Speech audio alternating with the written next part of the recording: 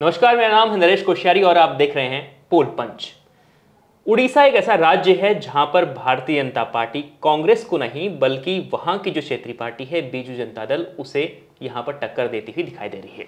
BJP को इस राज्य से बहुत उम्मीद है, क्यों तभी तो प्रधानमंत्री नरेंद्र मोदी लगातार उड़ीसा में रैलियां कर रहे हैं, रोड शो कर रहे हैं और उन्हें उम्मीद है कि उड़ीसा से इस बार जो उनकी सीटें हैं उनमें बढ़ोतरी होगी और हो सकता है कि विधानसभा चुनाव में भी बीजेपी यहां पर बीजू जनता दल यानी नवीन पटनायक की पार्टी को टक्कर दे दें।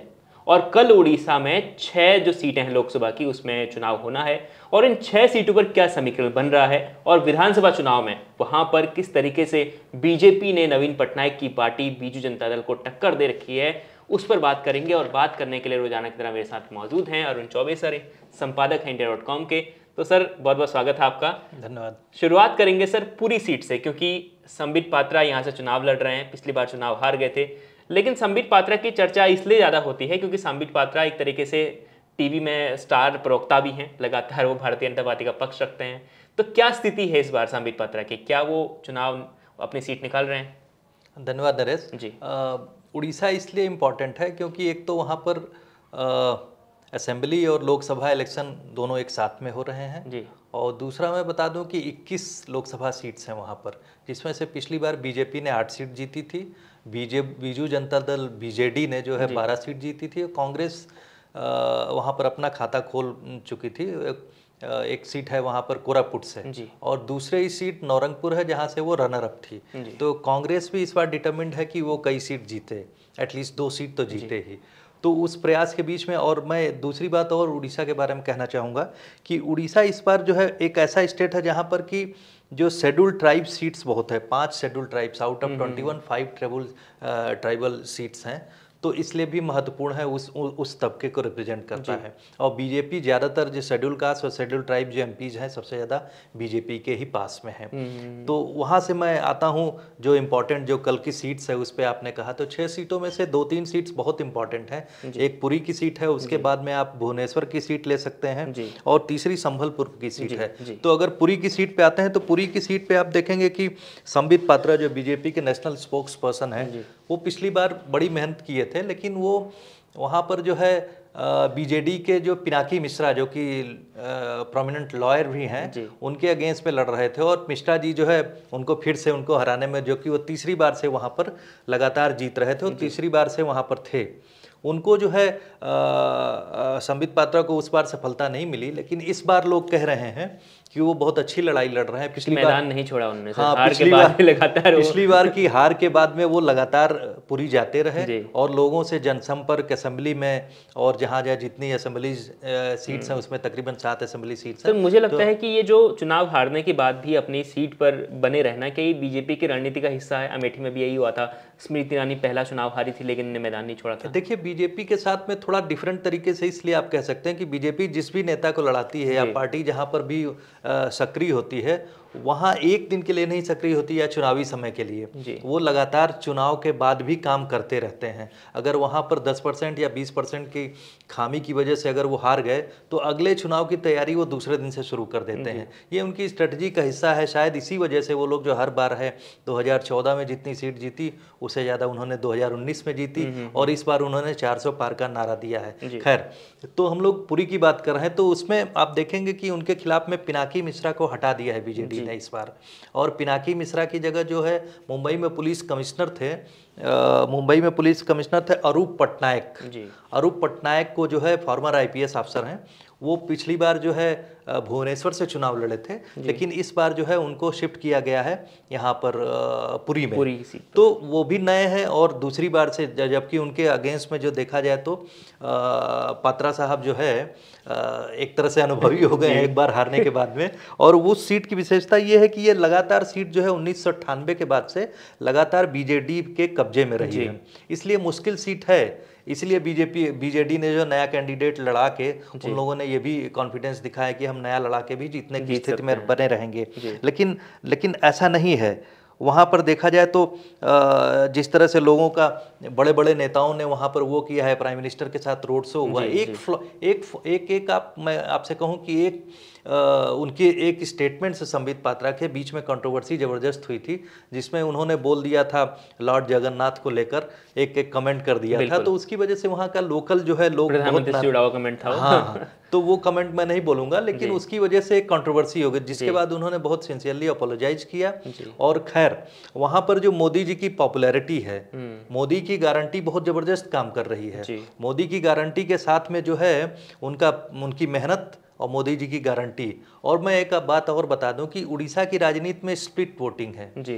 वो लोग जो असेंबली इलेक्शन और ये लोकसभा इलेक्शन एक साथ में हो रहा है, लेकिन वहाँ की स्प्लिट वोटिंग में एक पैटर्न है। पैटर्न ये है कि वो लोग लोकसभा के लिए अलग तरीके से वोट करते हैं और असेंबली के लिए अलग तरीके से। इसीलिए जहाँ मोदी की पॉपुलैरिटी, प्राइम मिनिस्टर मोदी की जितनी पॉपुलैरिटी है, उसी तरह से वहाँ के चीफ मिनिस्टर जो नवीन पटनायक हैं, उनकी भी, नवीन बाबू की भी उतनी ही पॉपुलैरिटी है। इसलिए जनता जो है पूरी तरह से एक तरह से वहाँ डिसाइड करके रखी है कि हम नवीन बाबू को भी नहीं छोड़ेंगे और मोदी जी की गारंटी पे भी यकीन करेंगे। तो इस तरह से इंटरेस्टिंग है, बहुत इंटरेस्टिंग वहाँ का चुनाव हो रहा है। लेकिन सर इसके बाद बात करते हैं भुवनेश्वर की। तो भुवनेश्वर में चुनाव क्या भारतीय जनता पार्टी लीड कर रही है या कांटे के टक्कर? देखिए मैं आपको बताऊं, भुवनेश्वर का बहुत इंटरेस्टिंग सिनारियो इसलिए हुई है कि भुवनेश्वर से अपराजिता सारंगी जो कि बीजेपी की महिला फेस हैं और वो स्पोक्स पर्सन भी हैं, तो उनकी एक वो फॉर्मर ब्यूरोक्रेट आईएएस थी, भुवनेश्वर में पुलिस, वहाँ पर म्युनिसिपल कमिश्नर थी। और भुवनेश्वर वो भी एक रिलीजियस प्लेस है, आप कह सकते हैं एक तरह से। वो जो भुवनेश्वर जो है, आप देखेंगे कि वहाँ पर जो है जिस तरह का जो सामाजिक ताना बना है, उसमें शहर के आउटस्कर्ट्स एरियाज में जो है म्युनिसिपल कमिश्नर होने के नाते उन्होंने बहुत काम किया। और इसी वजह से बीजेपी ने जो है उनको वहाँ से चुनाव लड़वाया था। और पिछली बार जैसा मैंने कहा कि ये फॉर्मर आईपीएस जो कि इस बार पुरी से लड़ रहे हैं, अरूप पटनायक, वो पिछली बार उनके अगेंस्ट में हुआ करते थे और बीजेपी ने बहुत सक्सेसफुली वहाँ से चुनाव लड़ा था। और जो है अपराजिता सारंगी जो है अरूप पटनायक को हराने में सक्सेसफुल हुई थी। मैं आपको बताऊं कि उस समय जो वोट परसेंटेज भी अच्छा खासा उन लोगों ने वो मेंटेन किया था। और वहाँ की सबसे बड़ी, जैसे मैंने आपसे कहा कि पुरी भी लगातार बीजेडी के साथ में रही थी, उसी तरह से 1998 ऑनवर्ड्स जो है वो भी लगातार बीजेडी के साथ में हुआ करती थी वो सीट। लेकिन वो एक्सपेरिमेंट में जो है बीजेपी ने बड़ी मुश्किल क्या कहूँ, बीजेपी ने पुरजोर तरीके से वो लड़ाई लड़ी और एक फ्रेश कैंडिडेट के साथ, फ्रेश फेस के साथ वहाँ पर जो है अपनी जगह बनाई। दूसरी बात मैं ये कहूँगा अपराजिता सारंगी के साथ में कि वो बेसिकली, आपको मैं इंटरेस्टिंग बात बताऊं कि वो बेसिकली बिहार से आती हैं। आईएएस कैडर उनको उड़ीसा मिला, लेकिन बिहार के बेसिकली वो भागलपुर से हैं। उनके पिताजी और उनका परिवार जो है वहाँ से है, लेकिन उनकी जो वो उड़ीसा कैडर में हुई तो उन्होंने सारंगी वहाँ के एक आईएएस है उनसे शादी की है। उसके बाद में वहाँ पर दोनों आईएएस थे और उन्होंने जिस तरह से भुवनेश्वर में म्युनिसिपल कमिश्नर के रूप में काम किया तो उनकी बड़ी पॉपुलैरिटी थी। और उनके साथ महिला वोट बैंक जबरदस्त है। आपसे मैं कहूँ कि वहाँ पर जिस तरह से पॉपुलर हैं वो, महिला वोटर्स में बहुत पॉपुलर हैं, क्योंकि उनके बीच में जाना, उनके साथ में बात करना, उनके साथ में जो है उसी तरह से उड़िया बोलते हुए जो है उनके बीच में अपनी समीपता बनाना, उसमें वो सक्सेसफुल रही हैं। तो उनकी भी एक ज़बरदस्त इमेज है जो कि इस बार भी लोग कह रहे हैं कि वो जीतने के काफ़ी करीब हैं। बिल्कुल सर। तो इस दौरान सर अगर इन सीटों के आसपास विधानसभा चुनाव की बात करें तो विधानसभा चुनाव में जिस तरीके से हम देख रहे हैं कि यहाँ पर नवीन पटनायक को अभी भी भारतीय जनता पार्टी से अच्छा समर्थन मिलता हुआ दिखाई दे रहा है, लेकिन क्या वहाँ पर वोट जो है वो आसानी से पलट सकता है या जो जीत का अंतर होगा अभी भी बहुत लंबा चौड़ा रहेगा? मैं आपको बताऊं कि देखिए मैं अभी जो बीजेडी ने अगर 12 सीट जीती थी लोकसभा की तो उनके पास तकरीबन जो है 43% वोट बैंक आया था और बीजेपी ने जो 8 सीट जीती थी उनके पास 39 था। तो एक तरह से 4% वोट शेयर का अंतर है। 4% के वोट शेयर में जो है कम और बढ़त हो सकती है। ऐसा नहीं कि 5% का वोट बैंक स्विंग नहीं होता है, ये स्विंग भी हो सकता है क्योंकि आप देखेंगे कि 25 साल से जो है पांच बार से नवीन पटनायक जो है वहाँ चीफ मिनिस्टर हैं। एंटी इनकम्बेंसी पूरी तरह से तो नहीं है, लेकिन वहाँ पर जो है बीजू जनता दल में एक लड़ाई शुरू हो गई है जो उनके बाद कौन नवीन पटनायक के बाद कौन? जी हाँ, उनके नवीन पटनायक के बाद में कौन होगा। और उसमें इंटरेस्टिंग सिनारियो उभर रहा है कि उनके साथ में जो है पिछले 2011 के बाद से उनके साथ में जो लगातार वीके पांड्यन जो ब्यूरोक्रेट है, उनके पर्सनल सेक्रेटरी पीएस जो उनके साथ में रहे, वो स्टेट में प्रमोशन के बाद में जब नज़दीक आए तो उसके बाद चीफ सेक्रेटरी भी हुआ। पिछली बार उन्होंने वॉलंटरी रिटायरमेंट ले लिया है और लगातार वो जो है उनके साथ में साय की तरह जुड़े हुए हैं। चूंकि वो तमिलनाडु कैडर से आते हैं इसलिए उनका जो है उनकी क्रिटिसिज्म भी होती है। इवन अमित शाह ने अभी पिछली रैली में उनको जो कहा है तमिल बाबू कहा है, तो जो है वो उनको इस तरह से भी कहा जा रहा है कि बाहरी आदमी जो है बीजेडी को इनहेरिट करने जा रहा है।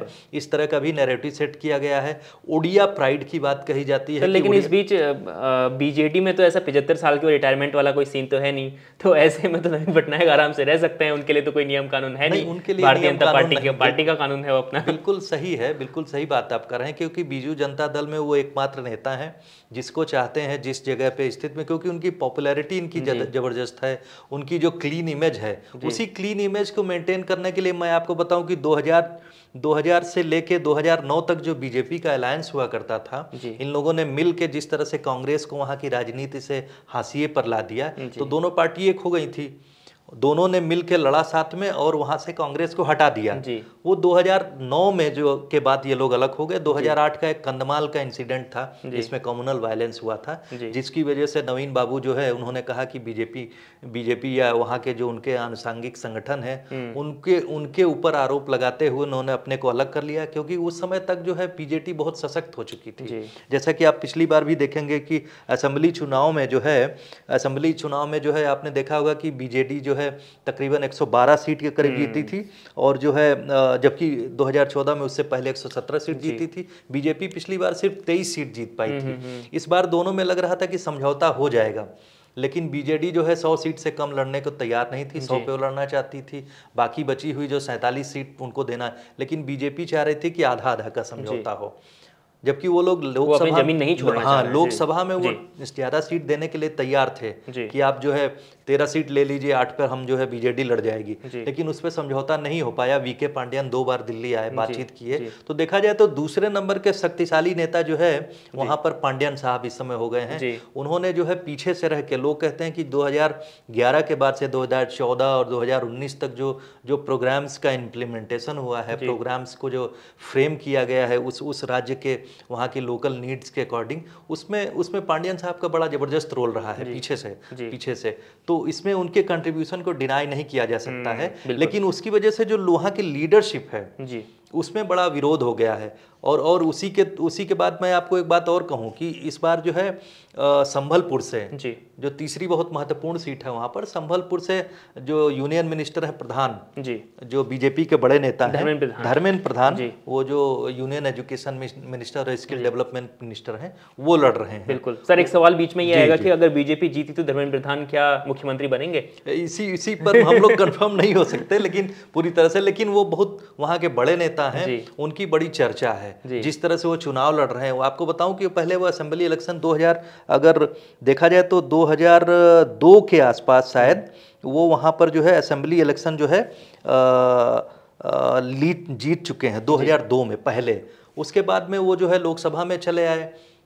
लोकसभा चुनाव जो है जो देवगढ़ में लड़े 2004 में, उसके बाद से वो राज्यसभा में लगातार रहे और वहाँ के जो ऑर्गेनाइजेशन में एक्टिव रहे। उसके बाद से वो इस बार जो है, जैसा कि आपने देखा, बीजेपी ने बड़े नेताओं को जो है, चाहे वो पीयूष गोयल हो या फिर धर्मेंद्र प्रधान भी, ये लोग लोकसभा में कैबिनेट मंत्री थे, सबको मैदान में उतार दिया। तो उन्होंने ज्यादातर लोगों को कहा है कि लोकसभा इलेक्शन में लड़िए, ताकि उनकी जो बड़ी छवि है उसका भी जनता के साथ में तादाद में स्थापित हो सके। तो धर्मेंद्र प्रधान जिस तरह से चुनाव लड़ रहे हैं, उनके अगेंस्ट में वहाँ के एक स्थानीय नेता हैं, बीजेपी के बहुत पॉपुलर वहाँ के नेता हैं, वो सिटिंग एमएलए भी हैं इस आउटगोइंग असेंबली में।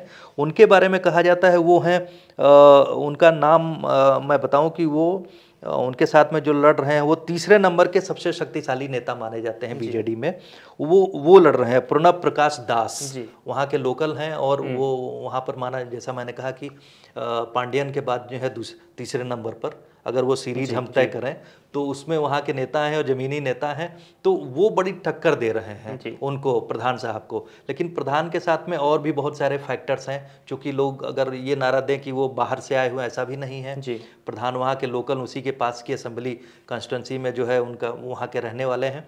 तो इसलिए धर्मेंद्र प्रधान के बारे में माना जाता है कि वो जो है टक्कर, जिस तरह से चुनाव लड़ रहे हैं, वो उनका विनिंग एज बना हुआ है। और अगर इस तरह की स्थिति आती है जैसा कि आपने बताया, तो वन ऑफ द कैंडिडेट्स तो वही है वो। बिल्कुल। तो विधानसभा चुनाव की बात करते हैं सर। विधानसभा चुनाव की वोटिंग भी कल होगी। ये तीसरी बार मैं कहूँगा कि उड़ीसा के लिए तीसरा चरण है, उड़ीसा के लिए, कि यहाँ पर कल वोटिंग होनी है। तो जो सीटें हैं वहाँ की विधानसभा सीटें, करीब 147 सीटें हैं। जी, पूरी इसमें से क्या इस बार ये मान के चलें कि अगर भारतीय जनता पार्टी अगर लीड करती है, अगर अच्छी टक्कर देती है, तो आ सकती है 100 सीट के आसपास या 80-90 सीटें? 100 सीट पूरी तरह से भी कहना मुश्किल है। मैंने जैसा कहा कि वहाँ पर स्प्लिट वोटिंग पैटर्न है।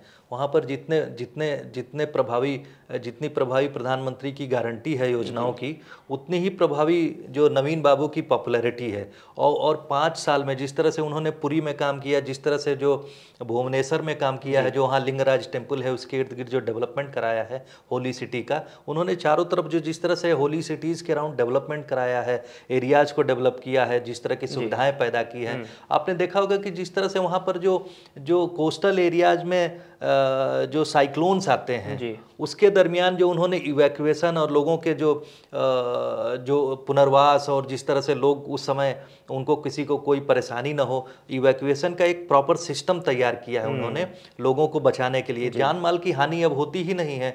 नहीं तो आपको याद होगा कि एक जो वहाँ पर आया था जिसमें कि बुरी तरह से बहुत लोग मारे गए थे उसी तूफान में, साइक्लोन में भयंकर तरीके से लोग मारे गए थे। उसके बाद से जब से नवीन बाबू आए, उन्होंने एक सिस्टम डेवलपमेंट किया, जो लोकल लेवल से डिस्ट्रिक्ट लेवल तक, उसके बाद स्टेट लेवल तक उन्होंने सिस्टम प्रॉपर डेवलप कर दिया है, जिससे बहुत सारे लोगों की। तो क्या यही कारण है कि जिस तरीके से हम देखते हैं कि हर विधानसभा चुनाव में जहाँ जहाँ राज्य से हरियाणा की बात करें, राजस्थान की बात करें, तो एंटी इनकम्बेंसी कहीं ना कहीं चुनाव में हावी जरूर होती है, लेकिन उड़ीसा में तो कहीं भी नजर नहीं आ रहा है। उड़ीसा मैंने इसीलिए कहा कि उनकी पॉपुलैरिटी, उनके प्रोग्राम्स का ग्रास रूट पे इम्प्लीमेंटेशन, और नवीन जो चीफ मिनिस्टर हैं उनकी जो है, नवीन बाबू की आप कहें कि क्लीन इमेज, जो ईमानदार छवि है, भले ही वो पूरी तरह से उड़िया लोगों के साथ में उड़िया बोलने में उतने कंफर्टेबल नहीं है, क्योंकि आपको याद होगा कि जब वो आए थे अपने पिताजी के डेथ के बाद में, तो वो तो फ्रेंच ज़्यादा कंफर्टेबल थे बोलने में। उनका जो पूरा का पूरा परिवेश था विदेशी था, लेकिन उसके बाद में भी उन्होंने अपने को ट्रांसफॉर्म कर लिया, वहाँ के लोगों के साथ में ही रह गए। और देखा जाए तो 6वीं बार अगर इस बार जीतते हैं वो, तो 6वीं बार चीफ मिनिस्टर होंगे और सक्सेसफुल चीफ मिनिस्टर होंगे। तो उनकी पॉपुलैरिटी को लेकर ऐसा कुछ आप अब नहीं कह सकते हैं कि बीजेपी 100 सीट जीतेगी। ये है कि कांटे की टक्कर है इस बार। जैसे पिछली बार 23 सीट जीते थे, तो ये लोग जो है आधी सीट जीतने के लिए या फिर मेजॉरिटी के करीब सीट जीतने की जो कोशिश कर रहे हैं। अब कितना सफल होंगे ये तो अब आप जानते हैं कि चुनाव के परिणाम। कांग्रेस के लिए कोई संभावना सर? कांग्रेस 2 सीटें निकाल लें। कांग्रेस, मैंने जैसा कहा कि पिछली बार जो है इन लोगों ने जो है कोरापुट की सीट जीती थी, लोकसभा सीट जीती थी, और नौरंगपुर में रनर अप थे, और इनका वोटिंग का परसेंटेज जो था तकरीबन 13.4% था। तो 14% वोट बैंक के साथ में उनकी संभावना ये है कि वो लोग अपनी जो है वहाँ पर उपस्थिति दर्ज कराएंगे बेहतर ढंग से इस बार, क्योंकि वो लोग अच्छा चुनाव लड़ रहे हैं, कोशिश कर रहे हैं। और आपको बताऊं मैं कि जो उड़ीसा से होते हुए राहुल गांधी की यात्रा निकली, वो उड़ीसा एक ऐसा स्टेट है जहाँ की 50% जो है देखा जाए तो ओबीसी पॉपुलेशन है, बैकवर्ड पॉपुलेशन है, और उसमें कांग्रेस का प्रचार करना कि हम सत्ता में आएंगे तो आपके जो अकॉर्डिंग टू जो कहते हैं ना कि जनसंख्या के अनुसार हम जो उसकी हिस्सेदारी तय करेंगे। आपने देखा होगा 5 न्याय की बात करते हैं तो हिस्सेदारी न्याय भी है, संख्या के अनुसार न्याय। तो उसमें कास्ट सेंसस उन लोगों ने कार्ड वहाँ पर भी खेला हुआ है कि हम जो सेंसस, कास्ट सेंसस करवाएंगे और जनसंख्या के अनुसार जो है उसकी जो है हिस्सेदारी तय होगी। तो ये भी थोड़ा बहुत एक कार्ड जो है उनका चल रहा है वहाँ पर। अब कितना प्रभावी ये तो चुनाव के परिणामों के फिलहाल उतना प्रभावी नहीं है कि सामने से टक्कर दी जा सके। हाँ, इस तरह का प्रभावी नहीं नहीं है, लेकिन उन्होंने जिस तरह से पिछले आप देख रहे होंगे कि 2014 और 2019 के इलेक्शन में इस लोग एक तरह से हाशिए पर सिमटे हुए थे। इस बार उन लोगों ने जो है कोशिश की है, लेकिन वो एक कोशिश जो है पूरी में गड़बड़ हो गई, क्योंकि उनका जो कैंडिडेट है वो महिला कैंडिडेट थी। लैक ऑफ फंड को दिखाते हुए उन्होंने अपना नेम विड्रॉ कर लिया। तो ये बहुत एम्बैरेसिंग हुआ था कांग्रेस के लिए कि उनका कैंडिडेट विड्रॉ कर ले कि साहब पार्टी मुझे फंड नहीं दे रही है। तो वो भी एक बीजेपी के लिए मॉरल विक्ट्री वहां पर हो गई थी। भले ही उन्होंने फिर से कैंडिडेट खड़ा किया, लेकिन देखा जाए तो वो तो एक तरह से मैदान से अपने को वो कैंडिडेट हटाता है तो पार्टी के लिए एम्बैरेसमेंट होती है, पार्टी की इमेज पर सीधे सीधे असर पड़ता है जी उसका। जी। तो देखिए कुल मिलाकर उड़ीसा में जो है वो बहुत भारतीय जनता पार्टी और बीजेडी के बीच में टक्कर जो है वो बहुत करीब है। हो सकता है कि यहां इस बार सरकार भी पलट जाए, हो सकता है कि बीजू जनता दल भारी मोहम्मद से दोबारा सरकार भी बना ले। तो अभी कुछ कहा नहीं जा सकता, क्योंकि ये लड़ाई जो है ये बहुत नजदीकी आ चुकी है, दोनों में, विधानसभा में भी और लोकसभा चुनाव में भी।